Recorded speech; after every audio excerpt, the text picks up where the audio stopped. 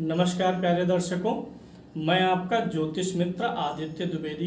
अगर आप अपनी कुंडली का परामर्श चाहते हैं, अपने प्रश्नों के उत्तर चाहते हैं, समस्याओं का समाधान चाहते हैं, खराब ग्रह दशाओं के उपाय जानना चाहते हैं, कुंडली मिलान करवाना चाहते हैं या किसी शुभ मुहूर्त के बारे में जानकारी लेना चाहते हैं, तो आप हमारे नंबर पर हमें कॉल कर सकते हैं या व्हाट्सएप मैसेज कर सकते हैं। जन्म कुंडली विश्लेषण में हमने लिया है 12 अप्रैल 1999, 16:58 नासिक का जन्म है। इस जन्म कुंडली का विश्लेषण करेंगे। सबसे पहले ग्रहों के स्पष्ट पे ही चलते हैं। कन्या लगन की कुंडली है। लगन 2 अंश का है। लगन में उत्तरा फाल्गुनी नक्षत्र है जो कि सूर्य का नक्षत्र है। सूर्य इस कुंडली में बैठे हुए हैं 28 अंश के। सूर्य कुंडली में सप्तम भाव में है, 28 अंश पे है। चंद्रमा इसी कुंडली में छठे भाव में बैठे हैं, यानी कुंभ राशि भी है। चंद्रमा 8 अंश के हैं। सूर्य बुध के नक्षत्र में है, चंद्रमा राहु के नक्षत्र में है। चंद्रमा थोड़ा सा परेशानी दे सकता है क्योंकि एक तो छठे भाव में है, सूर्य से 12 में है, यानी इसके पास प्रकाश भी नहीं है, और राहु के नक्षत्र में है जो कभी कभी मानसिक परेशानी, निर्णय लेने आदि में दुविधा उत्पन्न करेगा। मंगल 14 अंश का होकर के बैठा है। कुंडली के द्वितीय भाव में मंगल महाराज हैं, 14 अंश पर है। तुला राशि में है, स्वाति नक्षत्र राहु के नक्षत्र में है। बुध इसी कुंडली में सप्तम भाव में है, 1 अंश के हैं। पूर्वा भाद्रपद नक्षत्र गुरु के नक्षत्र और गुरु की राशि में है, और गुरु के साथ भी है। बुध के ऊपर गुरु का बहुत ज्यादा इन्फ्लुएंस है। गुरु कुंडली में 19 अंश के होकर के सप्तम भाव में अपनी राशि में रेवती नक्षत्र में, यानी बुध के नक्षत्र में बैठे हैं। शुक्र 6 अंश का है कुंडली में, और भाग्य भाव में स्वराशि का होकर बैठा हुआ कृतिका नक्षत्र में है सूर्य के। शनि 11 अंश का होकर के नीच राशि मेष में अष्टम भाव में बैठा हुआ है। अश्विनी नक्षत्र में है जो कि केतु का नक्षत्र है। राहु 26 अंश का है, अश्लेषा नक्षत्र में है, बुध के नक्षत्र में। केतु 26 अंश का मकर राशि धनिष्ठा नक्षत्र मंगल के नक्षत्र में है। कुंडली विश्लेषण में सबसे पहले लग्न और लग्नेश की स्थिति को देखते हैं। लगन यहाँ पर कन्या लगन है, 6 नंबर लिखा गया है कन्या लगन। लग्नेश सप्तम भाव में बैठा हुआ है।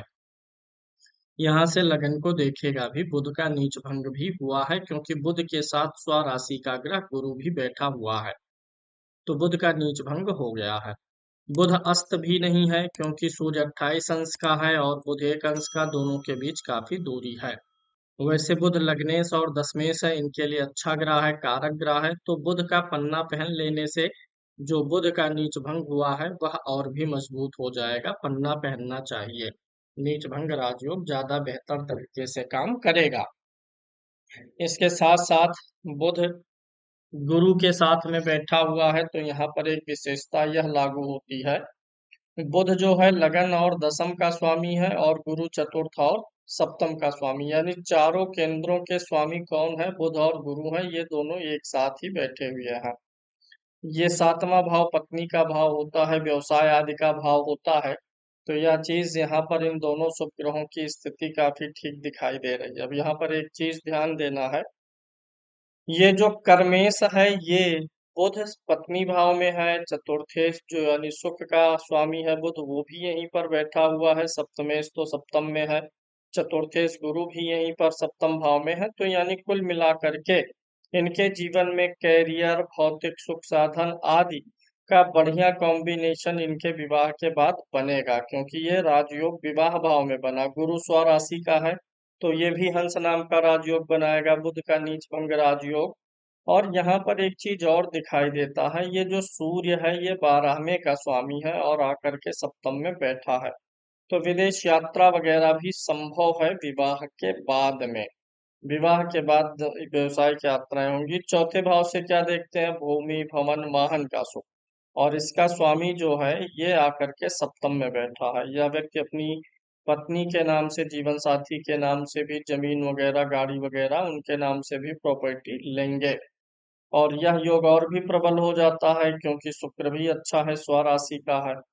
तो यहाँ पर योग दिखाई दे रहा है कि ये आगे चल के इनके कैरियर में बूस्टअप आएगा विवाह के बाद, क्योंकि कैरियर का भी स्वामी यहीं पर पत्नी भाव में है, चौथे का भी स्वामी यही है, तो विवाह के बाद जीवन में काफी कुछ परिवर्तन आ सकता है। तो इनका पहला कारक ग्रह बुध हुआ, दूसरा कारक ग्रह शनि होता है, पंचम भाव का स्वामी शनि, जो कि अष्टम भाव में आके नीच का होकर के बैठा हुआ है। जब भी शनि नीच का होता है यानी मेष राशि पर होता है तो ये तकलीफ देता है, सिर और आंखों से जुड़ी समस्या देता है। ये शनि केतु, ये शनि महाराज केतु के नक्षत्र में भी बैठे हुए हैं। तो शनि मेष राशि में होकर के सिर में भारीपन, माइग्रेन, सिर दर्द की समस्या, आंखों की दिक्कत, आंखों पे चश्मा लगना या आगे चल के सर्जरी आंखों की होने के चांस रहेंगे, क्योंकि शनि केतु के नक्षत्र में और केतु सर्जरी वगैरह कराता है। शनि कुंडली में पंचम भाव का स्वामी है, कारक ग्रह तो है लेकिन अष्टम में नीच का है। तो इसलिए इनको अपने पेट और डाइजेशन आदि का भी ख्याल रखना है। हार्निया जैसी शिकायतें या फिर ऐसे जो पुरुष के गुप्तांगों से जुड़ी हुई कुछ दिक्कतें हैं वो टाइम टू टाइम आ सकती हैं। तो एक तो यहाँ पर शनि जो है खान पान का विशेष ख्याल रखना है, क्योंकि ये जो आठवां भाव होता है ना, ये हमारे शरीर का सबसे जो सूक्ष्म भाग होता है, जो सबसे डीप गहरा भाग है, जहाँ से डीएनए निर्माण की प्रक्रिया शुरू होती है, कोशिकाएं बनती हैं, ये भाव उन चीजों को दर्शाता है। यहाँ पे नीच का शनि इनको लाइफ स्टाइल डिजीज दे सकता है, इसलिए इनको अपनी लाइफ स्टाइल, खान पान, रहन सहन पे हमेशा ध्यान देते हुए चलना होगा। शनि यहाँ पर अशुभ फलकारी हो जा रहा है, क्योंकि शनि केतु के नक्षत्र में भी है क्रूर ग्रह के। तो शनि के लिए समय समय पे दान वगैरह जप वगैरह होने से शनि के द्वारा, मुख्य रूप से शनि यहाँ पर सेहत के लिए ही प्रॉब्लम देगा, तो शनि का उपाय करते रहना चाहिए। शनि की तीसरी दृष्टि कर्म भाव पर जाएगी तो कर्मशील तो बनाएगी, धन भाव पर इसकी उच्च की दृष्टि जाएगी, ये भी ठीक है। और दसम दृष्टि यहाँ पर आ जाएगी, अपने घर पर आ जाएगी। तो संतान में थोड़ी सी दिक्कत है, केतु पंचम में बैठा है और यहाँ का स्वामी शनि नीच का है। तो संतान में मिस कैरेज होंगी, एक दो संतानें गर्भ नष्ट होना या स्वयं के द्वारा, कुछ तो अपने आप नष्ट होंगी, कुछ गर्भ जो है पति पत्नी आपसी समझ से भी खराब कर सकते हैं। तो मिसकैरेज होना या फिर जो भी जब भी संतान का समय आए, संतान गर्भ में आए, तो केतु और शनि का उपाय उस समय कर दिया जाए, अन्यथा संतान प्राप्ति में ये थोड़ी सी दिक्कत होने की संभावना यहाँ से बन रही है। मिसकैरेज होना, गर्भ का सही विकास ना होना, ये सारी चीजें बाद के वर्षों में आ सकती है। शनि महाराज चूंकि छठे भाव के भी स्वामी हैं, तो इसलिए शनि का स्टोन तो नहीं पहनना है, दान ही करना ज्यादा उचित रहने वाला है। तीसरा कारक ग्रह शुक्र होता है, जो कि अपनी ही राशि में होकर के बैठा हुआ है, अच्छी स्थिति में है। शुक्र कुंडली में भाग्य का स्वामी होकर के भाग्य में बैठा है, जो इनको भाग्यशाली बनाने का काम करेगा। अब इस कुंडली का जो सबसे प्रबल मारक होता है वो मंगल होता है। मंगल लगन का शत्रु है, तृतीय भाव और अष्टम भाव का स्वामी भी है। तो सबसे प्रबल मारक में मंगल आ जाता है, लेकिन मंगल यहाँ पर शुक्र की राशि में बैठा हुआ है। शुक्र यहाँ पर स्वराशि का है, मंगल महाराज जो है राहु के नक्षत्र में है, तो बहुत अधिक पीड़ित नहीं है, मंगल से उतना कुछ हानि नहीं है। मंगल के कारण से वाणी कभी इनकी कठोर और उग्रतापूर्ण लोगों को चुभने वाली हो सकती है, क्योंकि द्वितीय भाव वाणी का होता है और यहाँ पर क्रूर ग्रह मंगल बैठा हुआ है, तो वाणी कभी कभी बड़ा तीखा बोल जाया करेंगे। वैसे मंगल इनको द्वितीय भाव में बैठा हुआ है, तो ये इनको धन के लिए हमेशा प्रयत्नशील करेगा, क्योंकि तृतीय भाव हमारे प्रयत्न का होता है और तृतीय हो करके मंगल यहाँ पर बैठा हुआ है। इस कुंडली में दो चीजें अच्छी स्थिति में आती हैं, जैसे ये जो शनि है ये मंगल के घर में बैठा और मंगल देख रहा है, तो मंगल शनि को थोड़ा कंट्रोल करेगा अशुभ फल देने से। केतु पंचम में बैठा है शनि के घर में, तो शनि की 10वीं दृष्टि पहुंच रही है, तो ये चीज भी कंट्रोल करेगी। चंद्रमा इनकी कुंडली के छठे भाव में बैठा हुआ है, जो कि फिर से वही अपच और अजीर्ण की समस्याएं देता है। छठे भाव में है, सूर्य के पीछे है, अस्त है और चंद्र राहु के नक्षत्र में भी है, तो निर्णय लेने में हमेशा दुविधा उत्पन्न करेगा, डबल माइंडेड कराएगा, परेशानी ये पैदा करेगा चंद्रमा भी।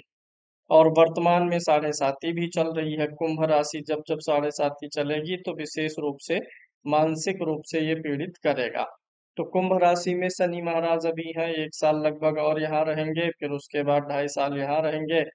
तो लगभग 3.5 साल की साढ़े साथी अभी और बची हुई है। साढ़े साथी में जीवन के नए नए अनुभव मिलते हैं। कुछ ऐसे लोगों से रिश्ता टूट जाता है जिनका मन आपके प्रति साफ नहीं रहता है। अगर आप कहीं किसी ऐसे रिलेशन में है, कोई भी रिश्ता है, हर रिश्ते की सच्चाई सामने आती है, थोड़ा आलस्य और थकान भी बना रहता है। तो ये साढ़े साथी तक जारी रह सकता है। इस कुंडली में जो सबसे ठीक चीज है वो है सप्तम भाव में ही है बुध और गुरु, दो शुभ ग्रह होकर के बैठे हुए, नीच भंग है, हंस योग है। और सूर्य भी इन दोनों के साथ में कोई शत्रुता रखता नहीं है, बुध और गुरु के साथ में। तो ये तीन यही योग इनको काफी आगे ले जाएगा, लेकिन यह योग सक्रिय होगा विवाह के बाद में। विवाह के बाद विदेश का भी योग बनेगा। द्वादशेश यहाँ पर आकर के बैठा हुआ है। कुंडली मांगलिक तो नहीं है, न मंगल लगन में है, न मंगल चतुर्थ में है, न सप्तम में, न अष्टम में, न द्वादश में। कुंडली मांगलिक नहीं है। ऊपर से शुक्र स्वाग्रही भी है, तो वैवाहिक जीवन यहाँ पे ठीक नजर आ रहा है। भौतिक उन्नति इनकी ठीक रहेगी, सुख साधन रहेगा। पीड़ित रहेंगे तो सेहत से ही रहेंगे। हालांकि अभी ऐसा कुछ नहीं है, गुरु की महादशा चल रही है। समस्याएं सेहत की शुरू होंगी 2030 से, दिसंबर 2030 से। शनि जब आएगा, शनि अष्टम में है, नीच राशि में है, और केतु चीड़ फाड़ वाले नक्षत्र में है। तो कुछ न कुछ इस कुंडली में सर्जरी के भी योग बने हुए हैं। पेट, दांतों से जुड़ा, आंखों से जुड़ा, ऐसे कुछ सर्जरियां हो सकती है। शनि की दशा आने पर शारीरिक तकलीफें शुरू होंगी, लेकिन कामकाज, कैरियर वगैरह को शनि दुष्प्रभावित नहीं करेगा। राहु की स्थिति बहुत ही अच्छी है। एकादश भाव में राहु, तीसरे भाव में, छठे भाव में और एकादश भाव में अपना सबसे अच्छा प्रदर्शन देता है। लगन का मित्र भी है। रास्ते के कांटों को साफ करने का काम केतु राहु महाराज यहाँ पर करेंगे। अन्य स्थितियां काफी ठीक है। विवाह उत्तर दिशा में हो सकता है, क्योंकि यहाँ पर मीन राशि है, उत्तर दिशा की स्वामिनी है। बुध भी उत्तर दिशा को बताता है, गुरु भी उत्तर बताता है, यही सूर्य पूरब बताता है। तो पूरब थोड़ा सा और ज्यादा उत्तर की तरफ झुकाव लिए हुए दिशा में विवाह होने की संभावना रहेगी। सवाल है यहाँ पर कि विवाह कब तक हो सकता है। देखिए, गुरु सप्तम भाव का स्वामी है और सप्तम में बैठा हुआ है, और अंतरदशा में शुक्र चल रहा है। तो एक तो विवाह की संभावना अभी बनी हुई है। जुलाई 2025 तक में, अभी से लेकर के जुलाई 2025 तक में विवाह का योग बना हुआ है। रिश्ते आएंगे, बातचीत करिए, बातचीत बन सकती है। दूसरा, जो विवाह की संभावना, विवाह का योग दिख रहा है, तो फिर इसके बाद गुरु में सूर्य आ जाएंगे। जुलाई 25 से अप्रैल 26 तक रहेंगे। गुरु तो यहीं बैठे हैं, सूर्य भी यहीं बैठा हुआ है। तो संभावना तब भी रहेगी, जुलाई के बाद भी विवाह की संभावना बनी रह सकती है। अभी अन्य कुंडलियों को भी देखते हैं, फिर निर्णय यहाँ पर निकालेंगे। ओवरऑल लगन कुंडली इनकी ठीक है। कंक्लूड करूं तो सेहत के लिए और थोड़ा सा मानसिक समस्याओं के लिए दिक्कत है। नौकरी के लिए बहुत अच्छा है। विवाह के बाद बिजनेस भी कर सकते हैं, क्योंकि ये देखिए, दसम भाव नौकरी का होता है और सप्तम भाव होता है बिजनेस का। तो यहाँ पर स्पष्ट रूप से दिख रहा कि दसम भाव में ग्रह नहीं है, ना ही किसी ग्रह की बहुत विशेष यहाँ पर कोई दृष्टि है। सप्तम भाव में ग्रह है, तो व्यवसाय से ये अपने जीवन में ज्यादा तरक्की कर पाएंगे, वो भी जो व्यवसाय हो विवाह के बाद का हो। अब यहाँ पर गुरु की राशियां ज्यादा प्रबल हैं। गुरु की राशि में बुध, गुरु, सूर्य बैठे हैं, तो कुछ ज्ञान विज्ञान, कुछ लोगों को सलाह देने का काम, काउंसलिंग देने का काम, शिक्षा, एजुकेशन, फाइनेंस वगैरह से जुड़े हुए काम करना भी इनके लिए काफी ठीक रहेगा। कंप्यूटर, आईटी, ये सारे काम, अकाउंटिंग, ये सारे काम, सॉफ्टवेयर, आर्टिफिशियल इंटेलिजेंस, ये सारी चीजें ठीक दिखाई दे रही हैं। इनसे जुड़े हुए व्यवसाय में ये जा सकते हैं। और अगर इनको व्यवसाय करना होगा तो अपने काम काज में अपनी पत्नी को पार्टनर जरूर बनाएंगे, क्योंकि कर्म भाव और सप्तम भाव, लग्नेश चतुर्थेश, दोनों बुध और गुरु एक साथ है। तो इन फ्यूचर बिजनेस ही इनके लिए ठीक रहेगा। स्टॉक मार्केट वगैरह में लॉन्ग टर्म का इन्वेस्टमेंट भी इनके लिए ठीक रहने वाला है। अब आ जाते हैं दूसरी कुंडलियों पर।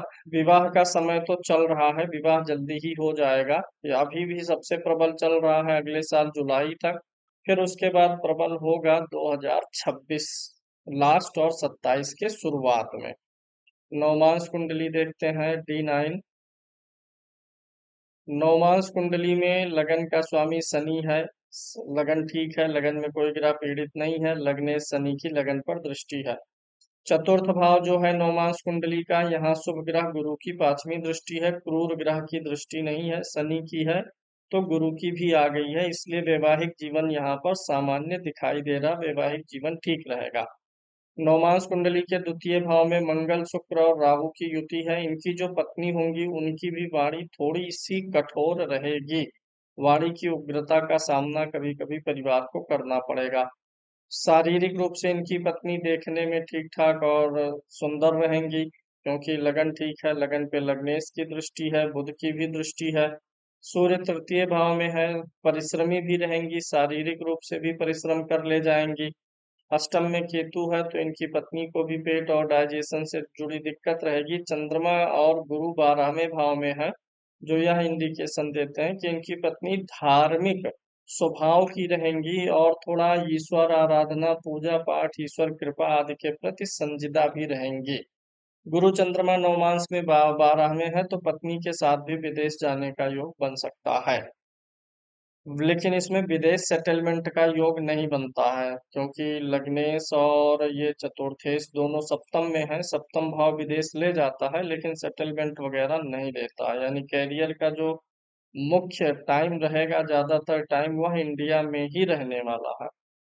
अभी इनकी देख लेते हैं सप्तमांश कुंडली, जहां से संतान के बारे में थोड़ा आइडिया निकालेंगे, क्योंकि लगन कुंडली से सब पंचम भाव में क्रूर ग्रह है, पंचमेश नीच का है, तो दो फैक्टर गलत आ रहे हैं।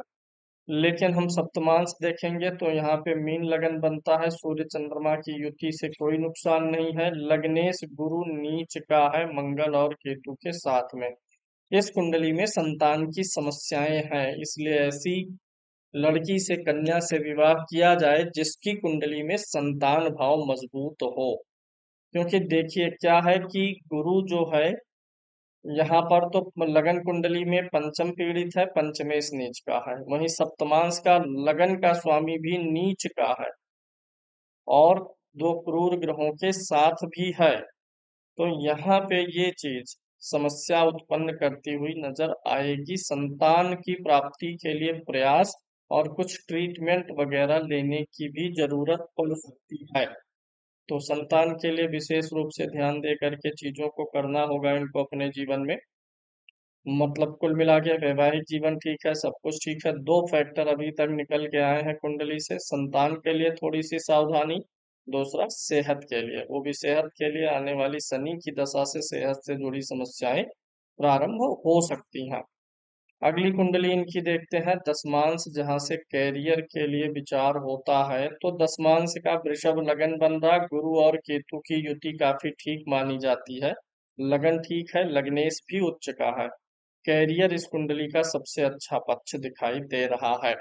जब किसी वर्ग कुंडली का लग्नेश ही उच्च का है तो यानी व्यक्ति अपने काम काज में पूर्ण रूप से इंटरेस्ट लेगा। एक होता है बोरियत होकर के बोझिल मन से काम करना, कि काम करना पड़ रहा है, मजबूरी है, जीना खाना है तो काम करना है, लेकिन एक होता है अपने काम में इंटरेस्ट लेना। ये चीज यहाँ से बनती हुई दिख रही है, यानी ये अपने काम को एंजॉय करेंगे। दसम में मंगल भी बैठा है, बहुत अच्छा है, ये हमेशा उन्नतशील बनाएगा, पद प्रतिष्ठा सम्मान भी दिलाएगा। शनि भी तीसरे भाव में बहुत अच्छा होता है, सूर्य तो स्वाग्रही है, जहाँ काम काज करेंगे वहां सभी प्रकार के सुख साधन उपलब्ध रहेंगे। और यहाँ पर बुध राहु की युति है, यानी इनकी पत्नी भी इनके काम काज में या फिर इनके जो अन्य सहयोगी होंगे वो काफी बुद्धिमान होंगे। कैरियर इस कुंडली का मजबूत पॉइंट है, वो भी कैरियर में अमूलचूल परिवर्तन आएगा। विवाह के बाद बिजनेस लाइन में जाने का पूर्ण योग है और बिजनेस से ही ये दिन प्रतिदिन ऊंचाई की सीढ़ी चढ़ते चले जाएंगे। जो ग्रोथ बिजनेस में है वह इस कुंडली से नौकरी में नहीं है, लेकिन विवाह के कुछ वर्षों तक नौकरी ही करनी चाहिए। विवाह के 4 से 5 वर्ष बाद ही बिजनेस में आना चाहिए, क्योंकि इनका जो कुछ भी काम काज होगा, व्यवसाय होगा, उसमें पत्नी की बड़ी भूमिका रहेगी, तो विवाह होने के बाद स्थितियां क्लियर हो जाएंगी। दसमांश अच्छा है, दसमांश से कुछ करना नहीं है। बुध को थोड़ा और स्ट्रांग करना है, पन्ना पहना के शुक्र के लिए ओपल पहना देना है। भविष्य इनका ठीक है। आर्थिक समस्याएं जीवन में आने की गुंजाइश बहुत नहीं है, क्योंकि जो धन भाव का स्वामी है शुक्र वह स्वाग्रही है और बैठा हुआ है भाग्य भाव में। धन का कारक गुरु होता है, ये भी स्वाग्रही है। मंगल बैठा हुआ है यहाँ द्वितीय भाव में, जो कि तृतीयेश और खष्टेश है। तो जीवन में कर्ज की स्थिति रहेगी। अब कोई भी व्यक्ति बिजनेस व्यवसाय करेगा या तमाम चीजें आज के जीवन में है, तो लोग पैसा लेते हैं बैंकों से, काम करते हैं, तो ये अष्टमेश होकर के जो मंगल गया है यह इनको लोन वगैरह कर्ज वगैरह दिलाएगा। ये होगा। जीवन में ग्रोथ की स्पीड तेज होगी जब साढ़े साती खत्म होगी। अभी साढ़े साती का दूसरा चरण है, तो अभी 3.5 साल निकलेंगे, उसके बाद स्पीड बढ़ेगी ग्रोथ की। ये हो गया दूसरा। शनि के लिए जप और दान टाइम टाइम पे करते रहना है इनको। मंगल के लिए जप और दान, ये दो उपाय। बुध के लिए स्टोन, शुक्र के लिए स्टोन, चंद्रमा के लिए दो मुखी रुद्राक्ष पहना जा सकता है, क्योंकि चंद्रमा जो है सूर्य से पीछे है, छठे में है, राहु के नक्षत्र में है, तो दो मुखी रुद्राक्ष जो है मानसिक संतुलन बढ़िया बना करके इनके लिए रखेगा। विदेश का बहुत कोई ऐसा योग नहीं है कि जीवन भर विदेश से संभाव में ग्रह है, तो विदेश जाने का तो है, पति पत्नी दोनों लोग जा सकते हैं, लेकिन विदेश में ही पूरा सेटअप बन जाए ऐसी संभावनाएं थोड़ी कम है। चतुर्थांश कुंडली भी देख लेने से चीजें और क्लियर हो जाती हैं। तो चतुर्थांश पे अगर हम आते हैं, तो चतुर्थांश के लगन में गुरु महाराज बैठे हुए हैं। यहाँ पर गुरु चतुर्थांश के लग्न में गुरु जैसा शुभ ग्रह बैठा हुआ है। लग्नेश बुध है, जो कि अच्छी स्थिति में यहाँ पर गुरु के साथ राशि परिवर्तन किए हुए हैं। चौथे में सूर्य बैठे हैं, चतुर्थेश लगन में है, तो विदेश का यहाँ से भी बहुत प्रबल योग नहीं है। जाना है, आना है, थोड़े टाइम रहना हो सकता है, लेकिन परमानेंट सेटलमेंट वगैरह लंबे समय तक के लिए नहीं है। व्यवसायिक यात्राएं हो सकती हैं, कंपनी की तरफ से विदेश जा सकते हैं, ऐसा कुछ हो सकता है। अब यहाँ पे बात कर लेते हैं ग्रहों के बल में। तो अगर हम देखें तो लगन यहाँ पर कन्या है, लग्नेश बुध लगन कुंडली में नीच का है, लेकिन नवमांश में ठीक है। नवमांश में शनि भी ठीक है। कोई भी ग्रह नवमांश कुंडली में नीच का नहीं आ रहा है। सबसे अच्छा कॉम्बिनेशन बुध और गुरु की युति है इस कुंडली में। राहु की पोजीशन भी ठीक है काफी। राहु ने चंद्रमा को काफी प्रभावित किया हुआ है, ये भी ध्यान देना। इसलिए कोई भी निर्णय डबल माइंडेड होंगे ये, तो पहली बार में निर्णय ना लें, शांत रहें। शनि के लिए टाइम टू टाइम उपाय करते रहना है। शनि के लिए जो है एक सलाह और है, कभी किसी लीगल मैटर से ना फंसे, इस बात का प्रयास करते रहें। लीगल मामलों से, कानूनी मामलों में जो है दूर रहना ठीक रहेगा इनके लिए। तो हर हमेशा ध्यान दें कि कुछ ऐसी गलती ना होने पाए जहां से क्रिमिनल कोई केस बने, क्योंकि अष्टम का शनि है और छठे का चंद्रमा है, जो कि शत्रुहंता योग भी नहीं बनाता है। तो हमेशा किसी भी कानूनी मामले में ये दखल ना दें, बचने का प्रयास करें, दूसरों के मामलों में ना दखल दें। इस चीज से इनको दूर रहने की सलाह दी जा रही है। तो जो ओवरऑल आपका क्वेश्चन है, एक तो शादी का इनका क्वेश्चन है कि शादी कब होगी। तो शादी का समय तो अभी भी चल रहा है और बहुत प्रबल रूप से चल रहा है, क्योंकि गुरु की महादशा और शुक्र की अंतर्दशा चल रही है। जुलाई 25 तक या तो विवाह हो जाएगा, या फिर विवाह जाएगा इनका 2026 के लास्ट में, जब गुरु में चंद्रमा का अंतर चलेगा उस समय, क्योंकि राहु के नक्षत्र में चंद्रमा और राहु सप्तम भाव को देख भी रहा है। तो 2026 लास्ट तक जा सकता है। उपाय के तौर पे मैंने यहाँ पे सारे उपाय बता दिए हैं, कौन सा रत्न, कौन सा रुद्राक्ष पहनना है, क्या दान करना है। और भविष्य अच्छा है, सेहत का विशेष रूप से ध्यान रखते हुए इनको चलने की जरूरत रहेगी।